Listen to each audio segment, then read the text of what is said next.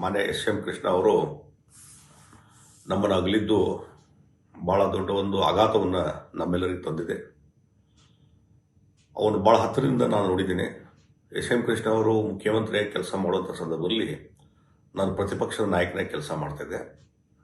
ಹೀಗಾಗಿ ಅವರ ಒಂದು ಆಡಳಿತ ವ್ಯವಸ್ಥೆ ಮತ್ತು ಅವರ ಒಂದು ವಿಷನರಿ ನನ್ನ ಕಣ್ಮುಂದೆ ಇದೆ.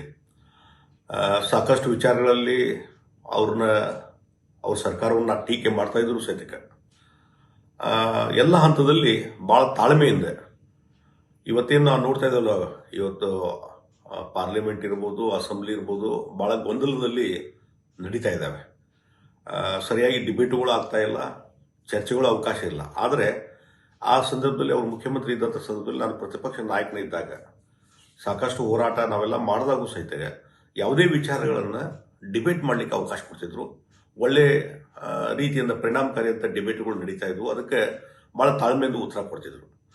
ಮತ್ತು ಇನ್ನೊಂದು ನಾನು ವಿಶೇಷವಾಗಿ ಎಸ್.ಎಂ. ಕೃಷ್ಣ ಅವರಲ್ಲಿ ನೋಡಿದ್ದಂತಂದರೆ, ಒಂದು ಆಡಳಿತ ಸುಧಾರಣಾ ಒಂದು ರೀತಿಯಲ್ಲಿ ಭಾಳ ಉತ್ತಮವಾಗಿ ಆಡಳಿತ ನಿರ್ವಹಣೆ ಮಾಡಿ ಆಡಳಿತ ವ್ಯವಸ್ಥೆಯಲ್ಲಿ ಸುಧಾರಣೆ ತರುವಂಥ ಕೆಲಸ ಮಾಡಿದರು. ಮತ್ತು ಅದರಲ್ಲಿ ಭಾಳ ಪ್ರಮುಖವಾಗಿ ಅವರು ಹಣಕಾಸು ಸಚಿವರಾಗಿ ಕೆಲಸ ಮಾಡಿದ್ದಾರೆ.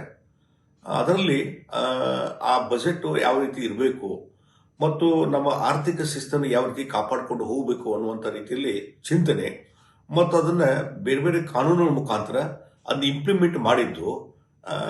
ಬಜೆಟ್ನ ಇತಿಮಿತಿ, ಎಷ್ಟು ಇದರಲ್ಲಿ ಖರ್ಚು ಮಾಡಬೇಕು, ಎಷ್ಟು ನಮ್ಮ ಬಜೆಟ್ ಲಿಮಿಟ್ ಇರಬೇಕು, ಅದರ ಖರ್ಚು ವೆಚ್ಚ ಎಷ್ಟು, ಇದನ್ನ ಒಂದು ರೀತಿ ಕಾನೂನು ಬದ್ಧತೆ ಮತ್ತು ಶಿಸ್ತನ್ನು ತರುವಂಥ ಕೆಲಸ ಬಹುಶಃ ಯಾರ್ದಾರ ಕಾಲದಲ್ಲಿ ಮಾಡಿದರೆ ಅದು ಎಸ್.ಎಂ. ಕೃಷ್ಣ ಅವ್ರ ಕಾಲದಲ್ಲಿ.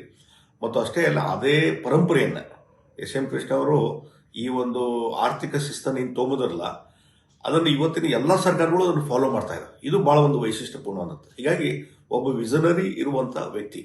ಬೆಂಗಳೂರಿನ ಅಭಿವೃದ್ಧಿ ಬಗ್ಗೆ ಭಾಳಷ್ಟು ಕಾಳಜಿ ಹೊಂದಿ ಸಾಕಷ್ಟು ಅದರಲ್ಲಿ ಅಭಿವೃದ್ಧಿ ಪರವಾದಂಥ ಕೆಲಸ ಕಾರ್ಯಗಳನ್ನು ಮಾಡಿದರು. ಇಡೀ ಕರ್ನಾಟಕದ ಒಂದು ಅಭಿವೃದ್ಧಿಗೆ ಒತ್ತು ಕೊಡುವಂಥ ಕೆಲಸವನ್ನು ಮಾಡಿದರು.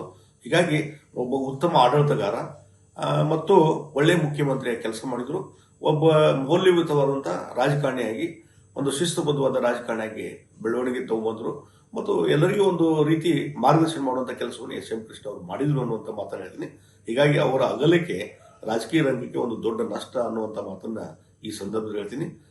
ಮಾನ್ಯ ಎಸ್.ಎಂ. ಕೃಷ್ಣ ಅವರ ಇವತ್ತು ಅಗಲಿಕೆಯ ದುಃಖವನ್ನು ಭರಿಸುವಂಥ ಇವತ್ತು ಶಕ್ತಿ ಆ ಕುಟುಂಬಕ್ಕೆ ಸಿಗಲಿ ಅಂತ ಹೇಳಿ ದೇವರಲ್ಲಿ ನಾನು ಪ್ರಾರ್ಥನೆ ಮಾಡ್ತೀನಿ. ಮತ್ತು ಎಸ್.ಎಂ. ಕೃಷ್ಣ ಅವರ ಆತ್ಮಕ್ಕೆ ಶಾಂತಿಯನ್ನು ನಾನು ಕೊಡ್ತಾ ಇದ್ದೀನಿ.